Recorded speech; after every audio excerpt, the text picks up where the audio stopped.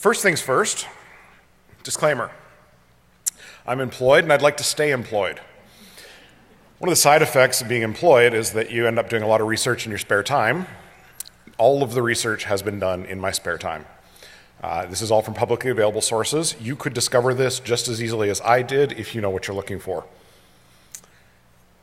The voice is in your head.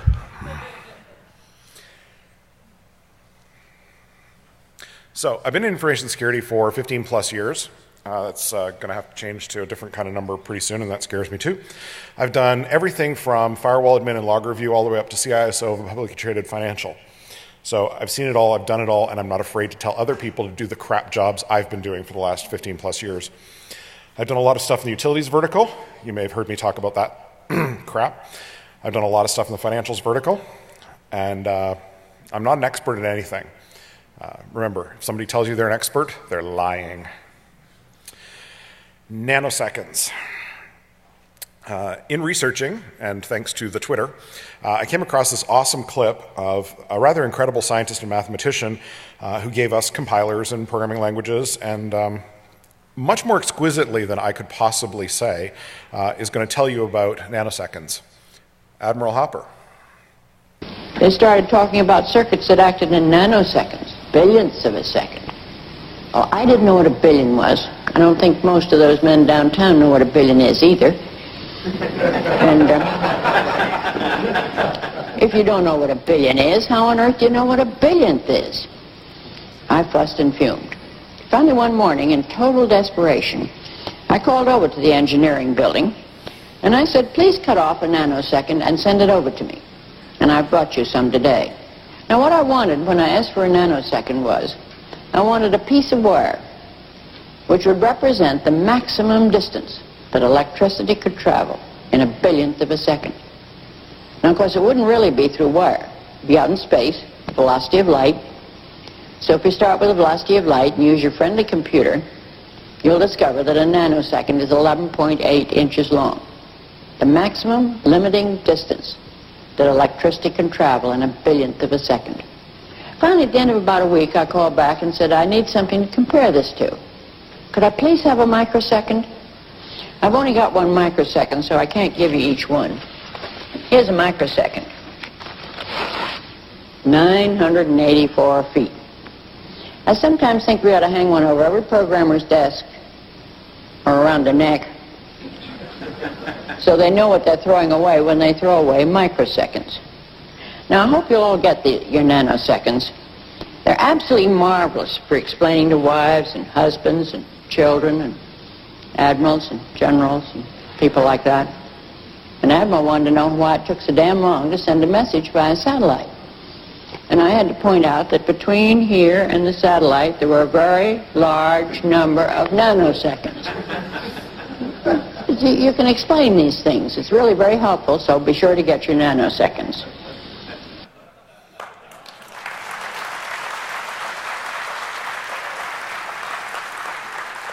For the record and for posterity, if you haven't spent a significant amount of time studying Admiral Hopper, you're failing. Do it. The woman was brilliant. She gave us compilers. She gave us programming languages. Her contributions to computer science are astronomical, and her explanations of the mundane are brilliant and hilarious. There's a clip of her going toe-to-toe with David Letterman that will knock you right off of your socks. It's absolutely amazing stuff. I had every intention of bringing some nanoseconds to give out, but it turns out the Transportation Security Administration has a lot of problems with bundles of wire in luggage. They have a lot of problems with pennies. You can imagine what they'd think of pennies plus wire in the same bag. So, possibly for the first time in the history of humanity, money equals c, the speed of light. You need to be very aware of how far light can travel because it is, for now, the ultimate limiter. The distance that light travels in a millisecond, 1/1000th of a second, is about 300 kilometers. It's 186 miles for the rest of you.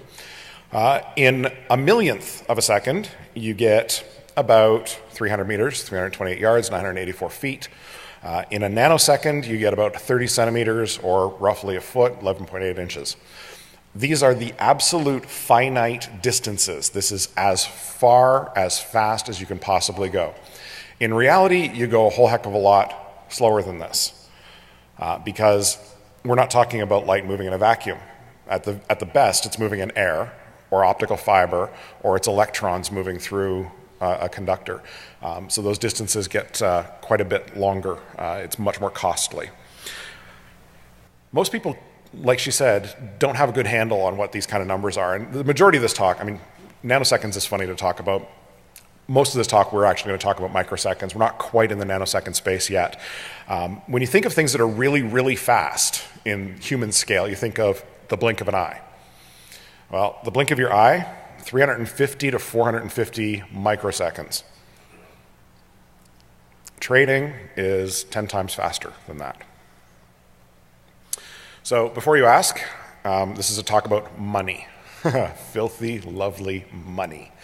And it's not about any of the other things on your buzzword bingo card.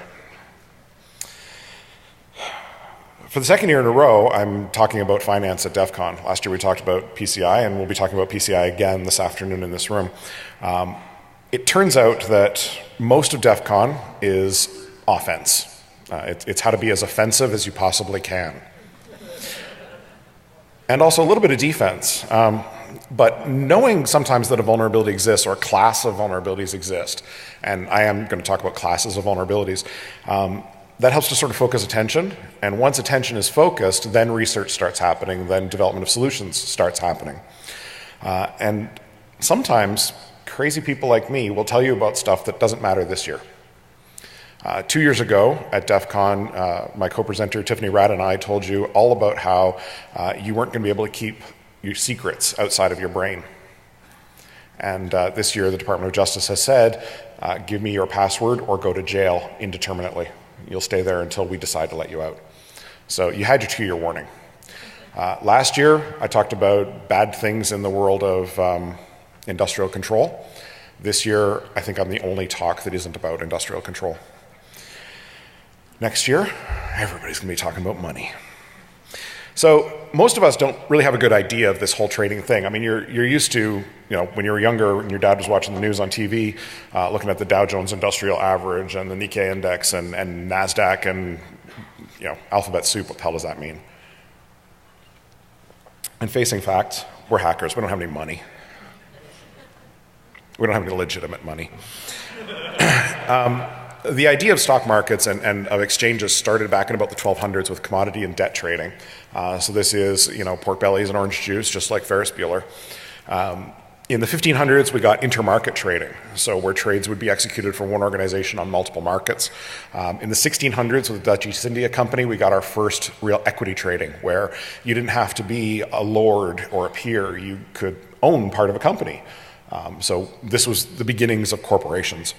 By the early 1800s, this is a funny story. Everybody knows RFC 1149, IP by avian carrier. Yeah, Reuters implemented that in the early 1800s. They used carrier pigeons to go between Aachen and Brussels. When you think about that for just a minute, you realize that patents and software are stupid because prior art is sometimes an awfully long time ago. In the late 1800s, the electronic ticker tape started happening. This is Daddy Warbucks kind of stuff. The glass dome and the paper spews out and somebody has a snit. This is telling you about what the prices were. By the mid-1900s, quotation systems started to come into active use. These are things that looked an awful lot like a typewriter. They had a little bit of electronic knowledge to them, but what they were capable of doing was telling you the next price. They were an inquiry type system. By the late 1900s, computers are maintaining all the records. They used to maintain records on paper and with chalkboards and stuff like that. If you're old enough, you remember using little bits of paper to move money around at banks. They called it deposit slips. If you're from a modern country, you've been using debit cards for the last 25 years. If you're in the United States, you'll start using them in another 5. Checks, really? And you spell them wrong too. It's Q-U-E-S. And by the early 2000s, computers are trading with each other and largely without human intervention. Humans are providing sort of stick handling kind of guidance, but are not responsible anymore for individual trades. Some definitions that are really important. High-speed trading is committing trades on a scale faster than human interaction. So remember, the fastest humans can go is the blink of an eye. There really isn't that much else about us that can go any faster, and that's 350 to 450 microseconds. Trades are now in the very, very low 3 digits and very, very high 2 digits numbers of microseconds.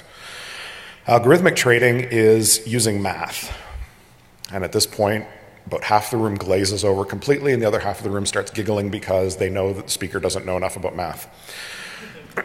Based on the results of incoming information, market data feeds, and even English language or human language press releases, computers are able to make trades, executing literally in that flash moment. I said change. There we go. Arbitrage. This is a funny term. Everybody likes saying it because it's got that lovely arbitrage. Sounds very important, very Wall Street. It's the practice of taking advantage of the difference in price between two or more markets. This is historically done in space, where you'll have a single organization that trades on NASDAQ and the New York Stock Exchange, and it has slightly different prices on the two. So you would buy wholesale and sell retail. You'd buy at the low price and sell at the high price in the other market. Everybody sort of naturally does this. We're accustomed to buying wholesale and selling retail, except if you're in farming, in which case you buy retail and sell wholesale. Now we're talking about doing arbitrage in time. So this is no longer about having to be in multiple places at once. This is about being inserted interstitially between two other events in time. So from the time that you know that someone wants to purchase a large number of shares until the time that the purchase executes, there's a gap in there. And that gap in there, you can step in and say, well, I've got them for sale.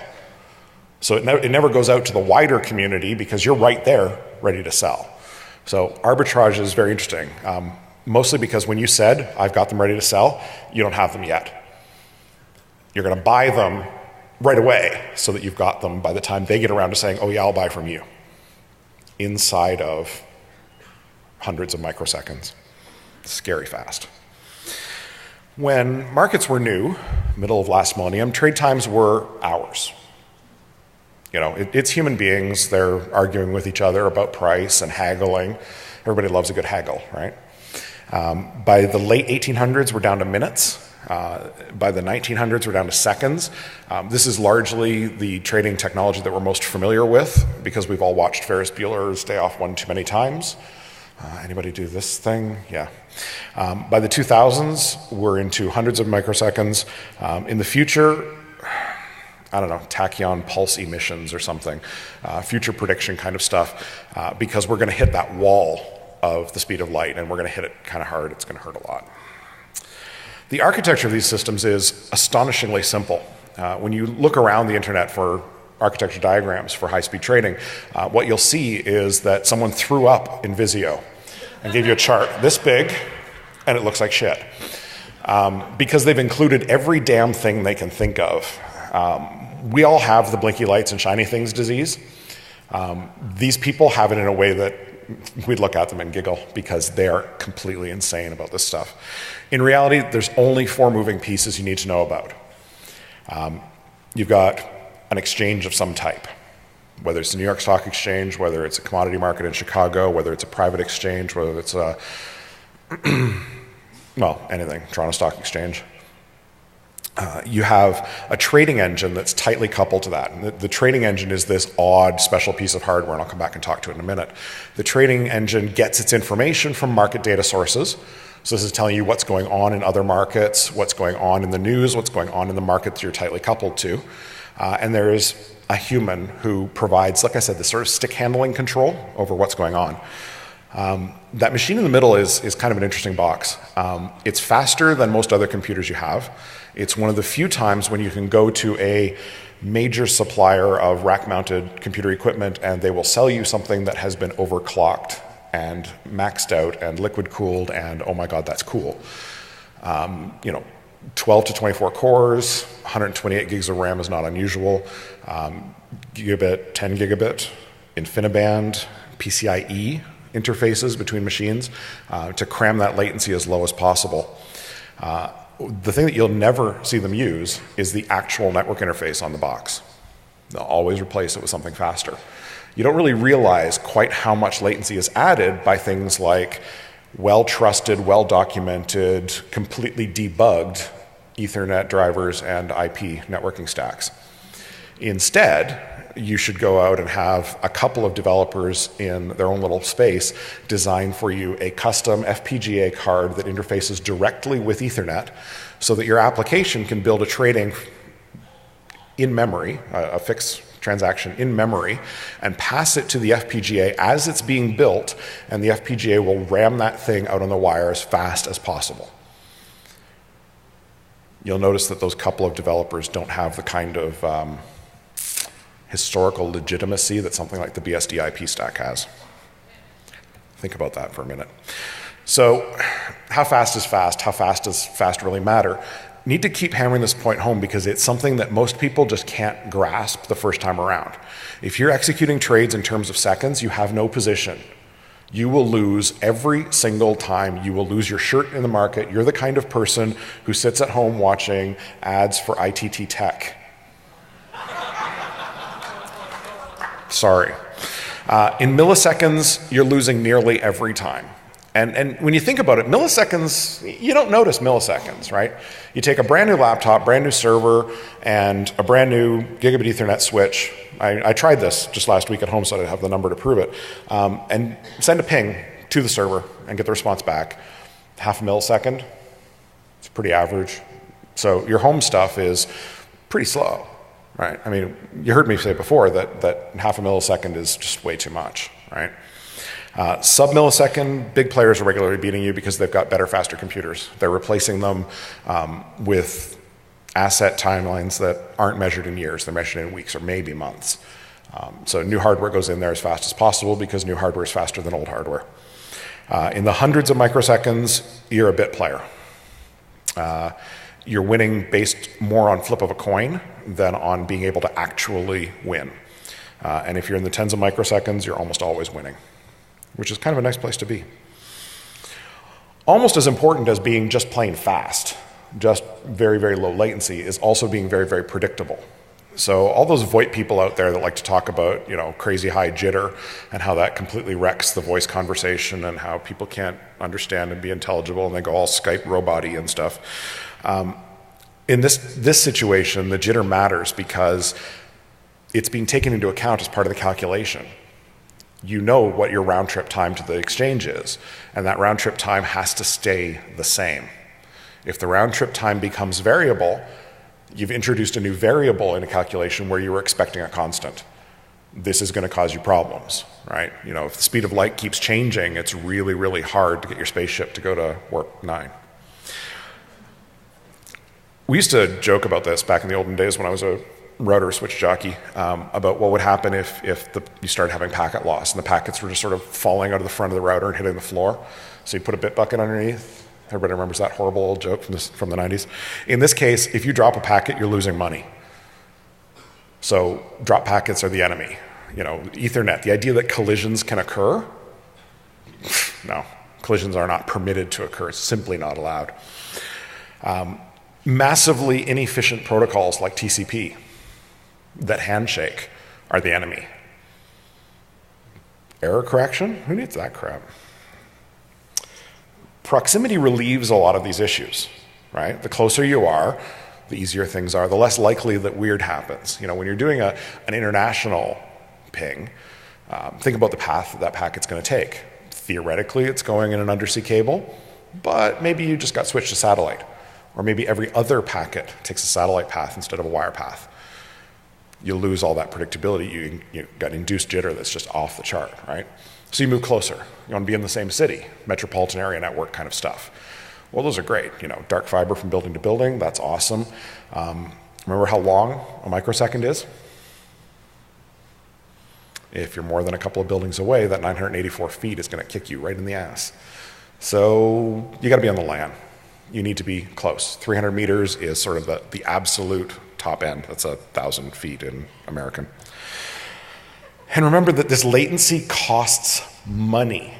It's measurable. You can look and you can say, you know what? We're always 10 microseconds late. That means that we're losing 30% of our trades. Can you make that 10 microseconds go away? We're going to start winning 30% more trades? Damn, there's money there. There's often a lot of money there. So, of course there's money. If you've got money to spend, if you've got money to make, you're going to make it happen.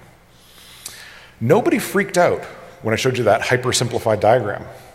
Nobody said there's stuff missing. I've seen network diagrams before. There were no boxes with flaming hair. Nobody caught that. It's like it's morning. You know it's the afternoon, right? It's an oh crap kind of moment. Once it's pointed out to you and you go, oh shit, there's nothing actually protecting those links except that they're private. How many people have private internet connections? How many people have private frame relay? How about private VLANs? How about private MPLS? Yeah, you dumbasses. There is no private. But the marketeering jerks can sell to people who are uninformed, who say to them, well, it's your private link. It's your dark fiber that runs from one to one. There is no patch panels in the way. There are no switches that you're transiting through in a blind layer 2-ish system. It's private. It's all yours. And nobody's ever been on a network with other participants, right? There's only 2 nodes on that network. Only 2. There's no one else. There's no other customers. No one else is connected to that exchange except you. You are the only customer of the New York Stock Exchange. It's such crap that it shouldn't be. I mean, people who use computers every day that have, it's frustrating because there's no firewalls. Like the simplest thing, the most basic thing, I want to control with whom I am communicating as tightly as possible. I want to say that I will only communicate with this list of IP addresses and I will only communicate on these ports, the bare minimum. Because guess what? Firewalls add latency. Really great firewalls, awesome firewalls that are all, UTM-y, they add a crap ton of latency.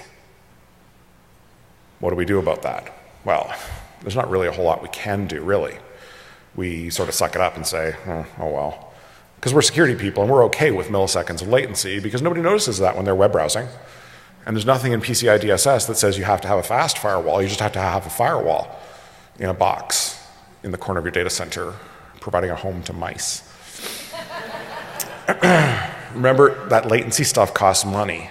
And if you're not in a position where you're saving money, you've gone from being an information security department that is a cost center to being an information security center that is a huge cost center.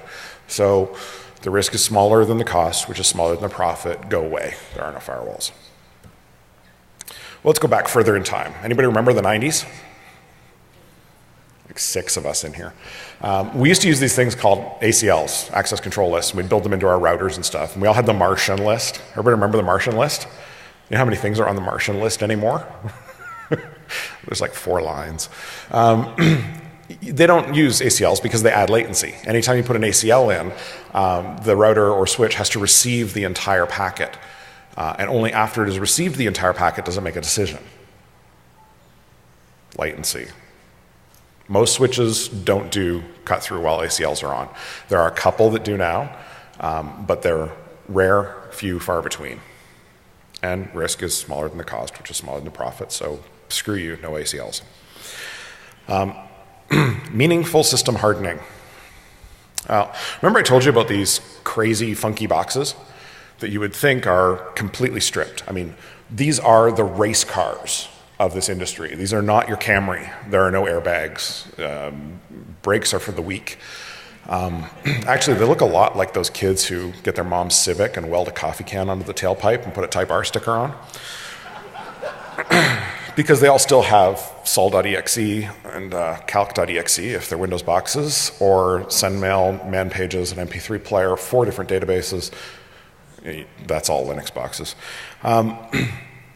All this custom interface crap is in there too. right? So remember our little team of 2 developers that wrote some custom FPGA code that, of course, completely implements the Ethernet standards and the IP standards.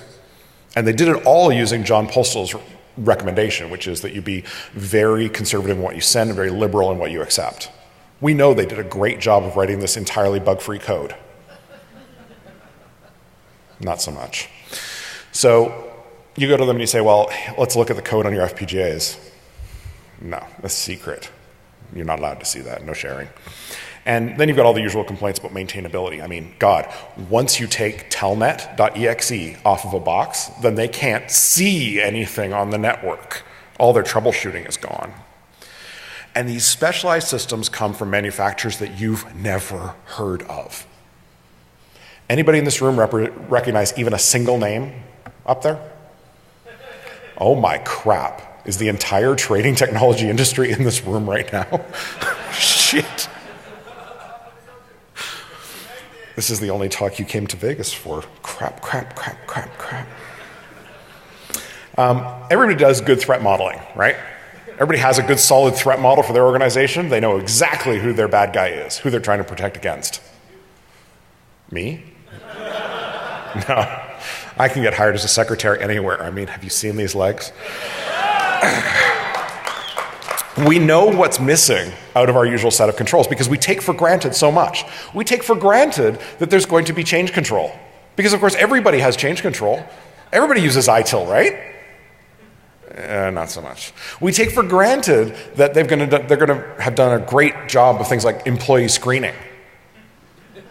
They don't even do a good job of that in the government, for crying out loud. So, how do we talk about this threat model? How do we start to build who the potential bad guy is? This is not simple stuff. This is actually really hard. So how do we do that determination? Well, let's walk through a couple of things that I think are threats.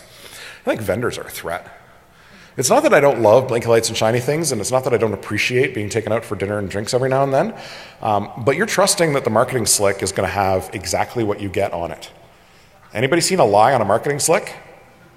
Anybody bought a product that didn't have a feature they told you it had? Okay, everybody who hasn't put up their hand obviously hasn't bought anything. This is a talk about capitalism. You're also trusting that they haven't hired any bad guys. So you know all those shortcuts that you take in your organizations? Yeah, they all take them too. I think it's a maybe. I like to have faith that the vendors are doing the right thing. I like to think that ethics is a word that they know. I'm probably completely kidding myself, but imagine something very simple. Imagine that a vendor has a disgruntled customer. Yeah, all vendors have all disgruntled customers. Imagine that a vendor has a disgruntled customer that's making their life miserable. Imagine if one developer takes it upon themselves to screw with that customer. They get custom patches, only for them, in which they've mucked around with the precision time protocol, just enough that a microsecond isn't a microsecond anymore. Sometimes it's a little more, and sometimes it's a little less. At the end of the day, they still have the same number of microseconds. They were just of different lengths. Kind of awesome, isn't it? I think developers are a threat. Any developers in the crowd? Yeah, I will tell you to your face that I love you, but I'm lying. Remember what Admiral Hopper said about wasting microseconds?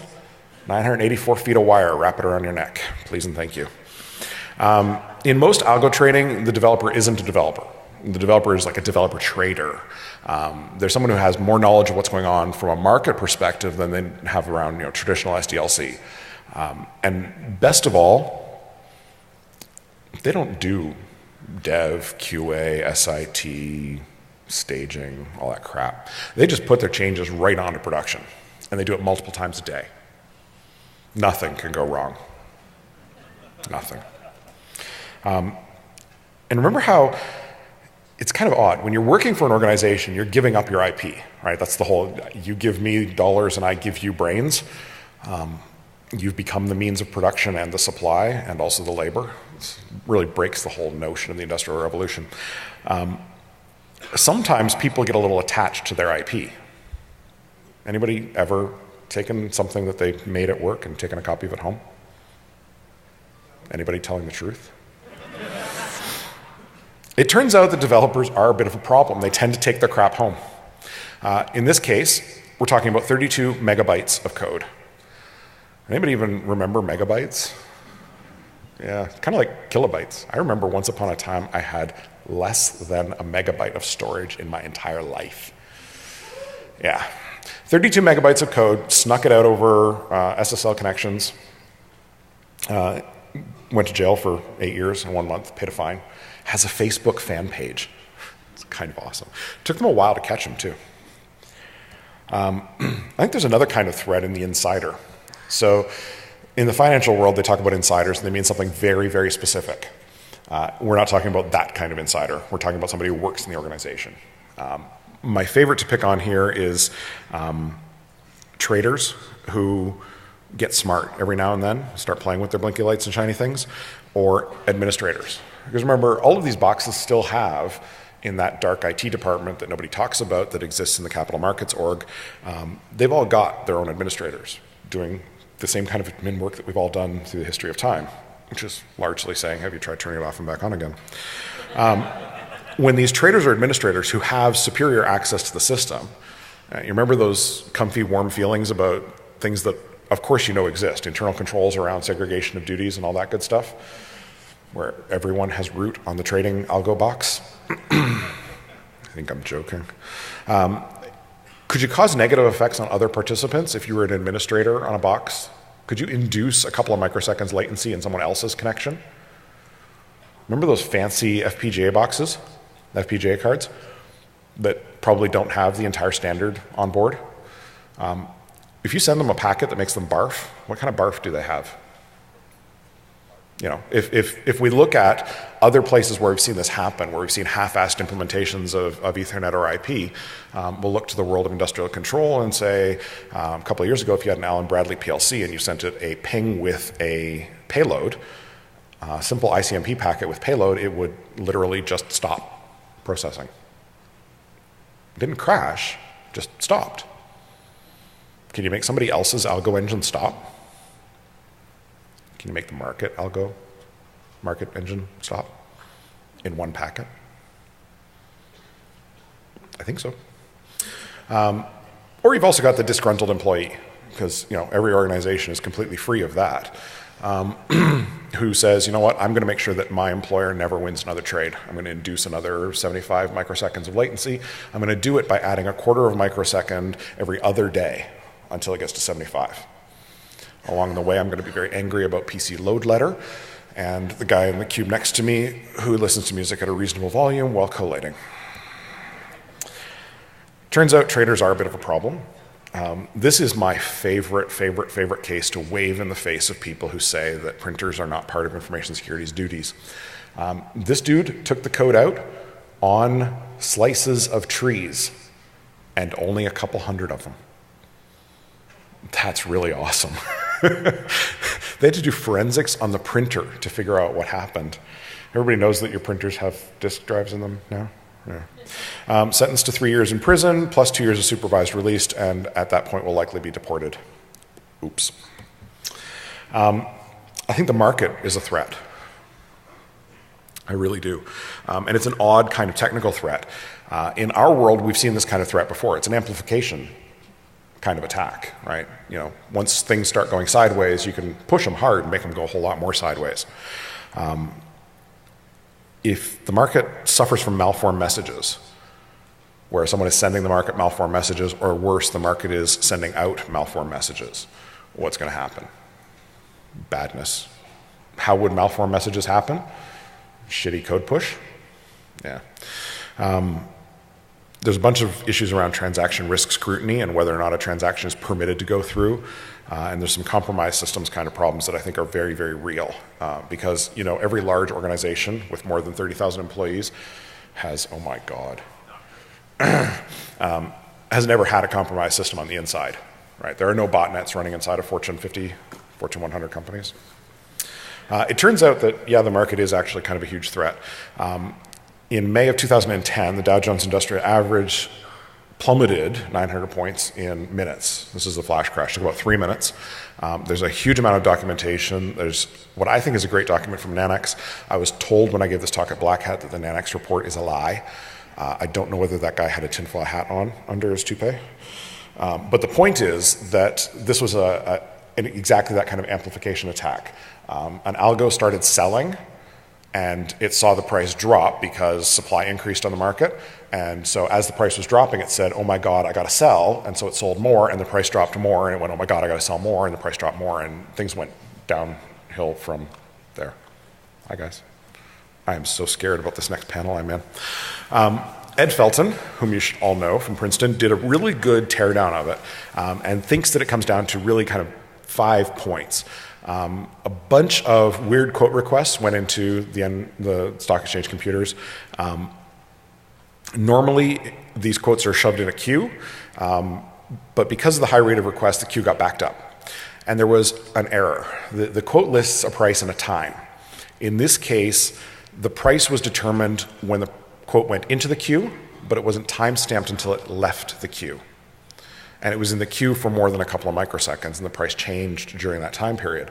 So what people thought was the price wasn't the price, essentially. And these got really confusing.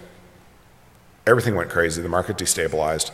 And the faster it happened, the weirder it got. And remember, we're talking crazy fast here. I mean, the whole issue happened inside of 3 minutes.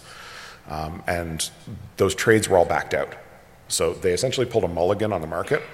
I didn't know you could do that outside of stupid games old white men play.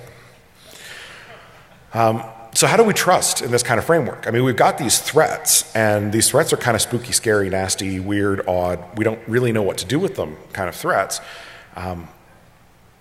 We don't really trust our coworkers. I don't trust very many of mine. They steal things from my desk, like my stapler. And there's no good way to monitor what's going on because this is happening so incredibly fast. The best monitors for this stuff that are available from the general IT market are sampling only. They do not examine every packet. They examine on a sampling basis. The more packets there are, or the larger the packets are, the less sampling they do, the more inaccurate they become.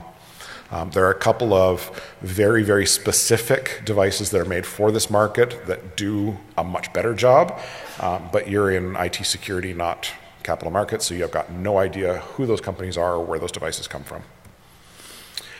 Traditional security is an absolute fail here, just epic. We're 100,000 times too slow. We come in and say, well, we're going to add a couple of milliseconds of latency to those transactions so that we can make you secure with our UTM device, which will protect you from email-based threats. The only thing that's supposed to transit the network is fixed transactions on specific IPs and specific ports. Anything else that's moving on that network is illegal and shouldn't be there. You should just frigging drop it. You don't need pattern behavioral detection. And IT security is so goddamn proud of itself that it's unwilling to listen. It's unwilling to learn. It's unwilling to sit and be the student and say, well, shit, teach me about this stuff. Because we're all focused on checkbox compliance. That's so easy, right? Oh, do we have a firewall? Check. I have 21 minutes left, not 5. I know, I started late. So let's answer these hard questions later. Okay, the hard questions we're not in a position to answer right now because we're still way too busy figuring out where the heck our socks are and pulling them up. We're not going to be able to secure custom everything. Who possibly in this room, besides maybe 10% of you, can go through FPGA code and figure out whether or not it's got a bug relative to a standard that's spread over 700-800 pages worth of documentation? Yeah. We've got to learn how to be fast enough, and we're not there yet. We don't even really understand this whole money thing. And we need to make the case that security efforts are important because they reduce the chance of disaster. We don't know for sure that the next time there's a flash crash that those trades will just be backed out. The market may just say, caveat emptor, suck it up. I need you to do something though, pretty much anything. It's time to party like it's 1999 and do some network security basics. Like those ACL things, let's implement some, shall we? There isn't a whole lot in the next generation. Juniper and Cisco are coming to the table with some stuff that's pretty fast. It's still not quite fast enough that there isn't an argument, but it's pretty fast. We need to keep up, and I don't know exactly how we're going to do that. But I am sure that we need to do anything, literally anything. Even just understand what it is. Go and find the people in your organization that bark Visio and get them to walk you through the diagrams. Follow the packet, follow the money, follow the process, start to understand exactly what's going on. And make friends and influence people. Buy some coffee. It's kind of important. The reason I'm so pissed off about this is because this report came out just a couple of weeks ago that says IT security pros think that performance is more important than actual security. We're shooting ourselves in the back while we're giving ourselves a self-congratulatory reach around. And it's stupid, senseless, pointless dumbassery because we're also damn sure that we're experts in everything. Challenge the vendors. We want more than checkboxes. You know, they come back and they say, well, nobody's asking for it. So, you know, because nobody's asking for it, we're not doing it. We're going to give you raging featureitis instead. We're going to change those LEDs from green to blue, and that's going to make it better. Goddamn bullshit. If you're a risk, process, policy, or GRC wonk, what the hell are you doing at DEFCON? Thank you. Work with the business folks. You have equivalents in the business that aren't in IT that understand things from sort of a different perspective than you do. And their tolerances for risk are very different from yours. You may still be suffering from the palerism disease, where you think that attaching an iPod to a computer is this, oh my God, hair on fire kind of threat. They're not in that same kind of world. They don't think dogma is all that important. They're ready to rewrite the rules every time something changes in the markets, which is daily. You're never going to be able to change their minds about the cost of latency because it's real. They've got the numbers to back it up. They've got the profit. You're not a profit center. You're a cost center. So work with them and learn to understand that just because we did it that way last year isn't a good reason to do it that way this year. Compliance people, meet your financial compliance people. They know more about compliance than you ever will. The SEC is taking an active interest in this. Just last week, they released something called the Large Trader Reporting Rule, which is 13H-1.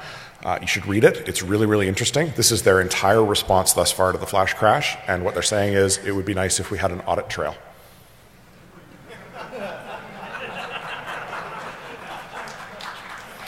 Yep, that's right. All you need to be regulatorily compliant is a better audit trail. If you're in the trenches, do some fucking research. We haven't seen original research at DEF CON in God knows how long. The next derivative piece of shit talk, I am so fed up.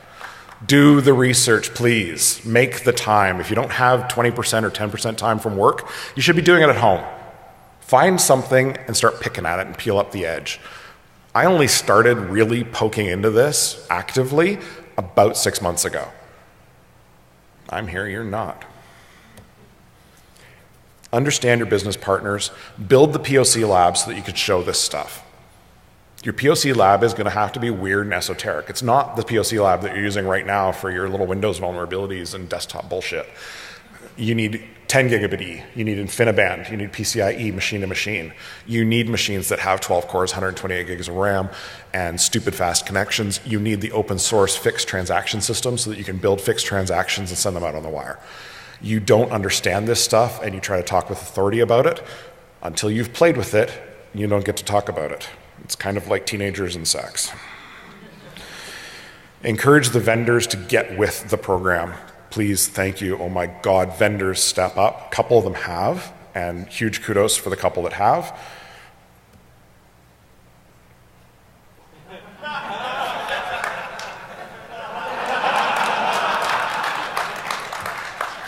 I'm in the next panel, but I will do Q&A. If you see me walking around, I'll talk to anybody for anything. Can we bring the beer up now, then? Yes, you can bring the beer up now. Oh, you're waiting for... I'm in the next talk. I need the beer now. I'm worried about those paper towels, though. Always have your towel. Yeah, always have my towel. Thanks, everybody. Really appreciate you coming out.